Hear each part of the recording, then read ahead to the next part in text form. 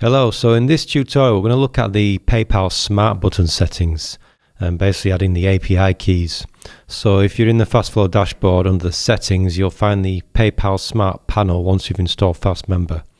And what you need to add is basically the client ID and the secret ID and then the sandbox IDs as well. So what we're going to do is go through the options to do this, and we're going to log into PayPal and set this up. So you want to come here to developer.paypal.com.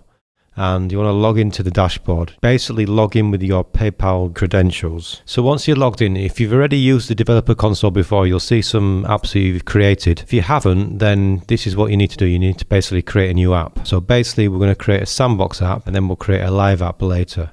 So let's just create an app. I'll just call this example. And basically you want to set it to be the merchant, as you're not a platform, so you're the merchant. And then you can leave this as whatever it is, because that's just a sandbox account that you can use for testing. So if we create this app, so what you'll see is the client ID and then the secret ID. So what you want to do is copy both of these. And you want to come into the settings and add those into the fields.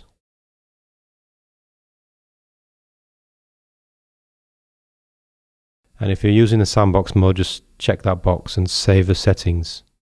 Now you'll also notice this sync button here. You don't need to worry about this until you've actually got products on your site. So when you create the products on your site, it should sync them with the PayPal developer console. If you have problems at any time, you can come back here and press this button and it should resync your products. So once you've added your client ID and secret ID for the sandbox, you want to do the same for the live site. So I'll leave that for you to deal with. It's pretty much the same process. You just want to copy those IDs into here. For testing, you can leave it in sandbox. Once you're ready to go live, you just uncheck sandbox.